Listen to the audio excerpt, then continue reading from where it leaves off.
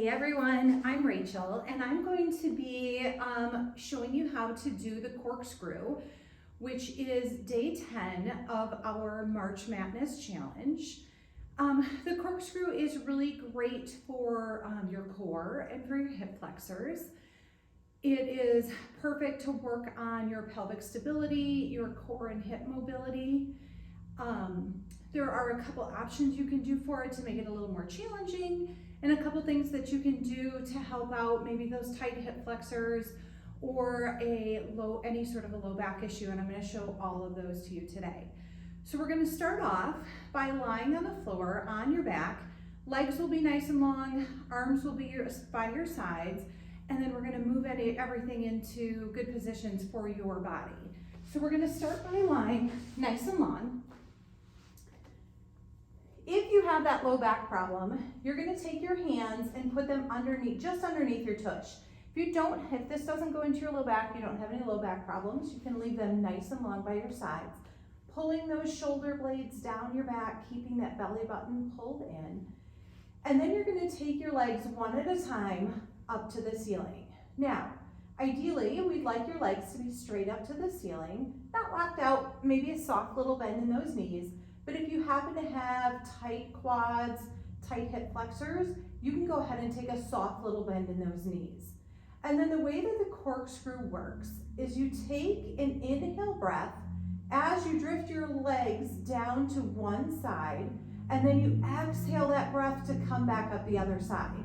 The next part of this is to reverse your direction. So you'll do the exact same thing, except you'll go back down the way you came from. You're going to do this exercise about 10 times each direction, or if it really starts to go into your hip flexors, then shorten that up a little bit. So we're going to start at the top again. I'm going to keep my knees slightly bent because I do have tight hip flexors. You're going to take an inhale breath as you drift down to one side, and an exhale breath to come back up. Now you need to remember that your hips need to stay nice and stable on the mat or on the floor. So you don't want to wiggle around in your hips a lot. It's really keeping your core tight and using your breath and your core to get your legs around. So it's inhale on the way down, exhale to come back up to the top.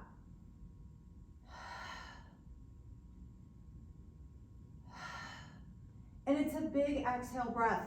Not like you're blowing out a candle, but like you're taking that ha sound and really exhaling all of the air out. Now, we're going to add in a couple different props so you can see how to use those. You can take your ball and just stick it between your ankles. This is going to help you keep those legs nice and grounded together. Again, if you need that soft bend in your knees, you can definitely take that. Hands can come underneath your tush if that helps the low back. You're going to do the exact same breathing. It's an inhale down to the bottom of your little circle and an exhale to come back up.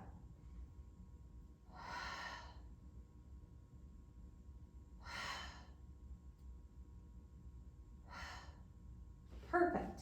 Now we're going to try another prop. The other thing that you can use would be to put this magic circle in between your ankles. Works the same way as the ball, just a different size and shape. So again, your legs are going to come up. Now they're going to be a little wider, but I want you to have tension on that ring. You're again going to inhale to the bottom and exhale to come back up.